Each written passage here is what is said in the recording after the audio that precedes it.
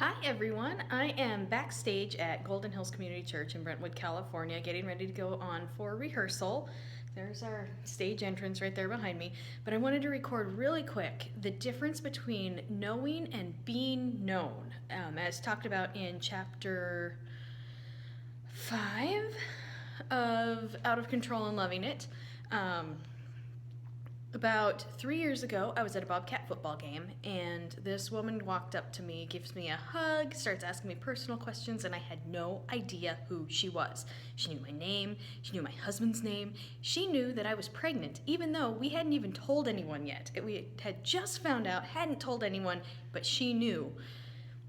Turns out we had some friends in common, and she knew through the grapevine. She recognized me because I led worship at her church. She had attended a few women's events that I had led worship at, had been at a couple things that I had spoken at, and so she felt like she knew me. But I had no idea who she was. And that's a great illustration of what Lisa Bevere was talking about in chapter 5, the difference between knowing someone and being known by them. If she had been known by me, I would have known her name. I would have known her husband's name. I would have known the names of her kids. Instead, she was just this complete stranger. So when she started coming up and talking to me, I was completely confused and a little creeped out. So just an example that I thought was appropriate for this book chapter. And let's move on to chapter 6. Hello everyone, still backstage at rehearsal, had another minute, wanted to talk to you a little bit more about chapter 6, Shake Us to Wake Us.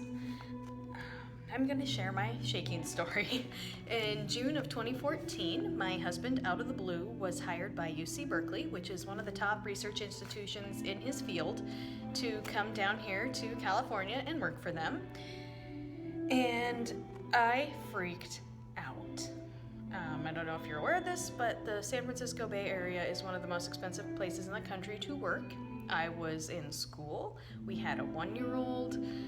We couldn't afford daycare on our salary back in Montana, so there was no way that was going to happen down here. And so I flat out said no. My husband kept saying, yes, we're going. One way or another, it's going to work. And it did. But so that was on a Friday. The following Wednesday, we found out that I was pregnant with our second child, Michael. And that freaked me out even more. Berkeley wanted us down here March 1st, so 6 months later. I was due April 13th. When you are 8 months pregnant, it is not the perfect time to be moving 5 states and 1,000 miles away, but that's what we did. And also, none of the OBs down here were taking new patients. None of them. I called every single one of them every single day. Every OB from San Francisco to Sacramento every day, looking for a doctor who would take me and was willing to fit me into their schedule, because 5 weeks after we got here, I needed to have a C-section. Never in my life have I felt as out of control as I was during that season. The only choice that I had was to give it to God and just trust that He was going to take care of it. And I did. After, I'm going to say a good solid 6 weeks of trying to wrap my head around it, trying to control how things were going to happen in my own time, I eventually realized that I had to just give it to God, and He took care of everything. He made it possible for me to transfer to a different school and get my tuition paid for. He found us a perfect house. He even had the church that we were going to come to all lined up, and here I am right now as I'm talking to you backstage waiting for rehearsal to start. So I, in all of my infinite human wisdom, could not have orchestrated things to happen the way that God did, once I finally gave Him control. Chapter 7. The author makes a really great point that I think we all need to contemplate. Most of us dress up the outside either to hide the inside or to the neglect of the inside. God can make the inside match the outside, but only if we give Him control of it. Chapter 8. This chapter reminded me of something that I think is significant and ties in really well with chapter 7.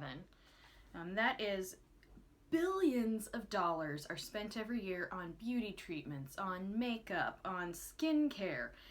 And no matter how much money we spend, we cannot outrun aging.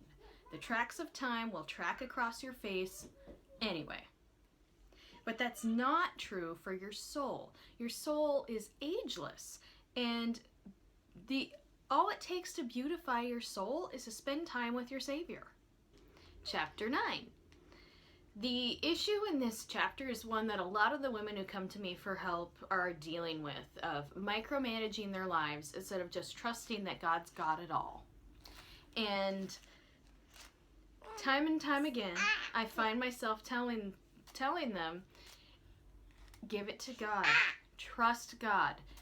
You can't do it, but He can. He can do anything, and He can take care of it. And if you would just give it to God, your life would be so much easier. That's it for this week. We are actually going to finish the book next week. So push on through those last 5 chapters, and we will see you next Thursday. Bye-bye.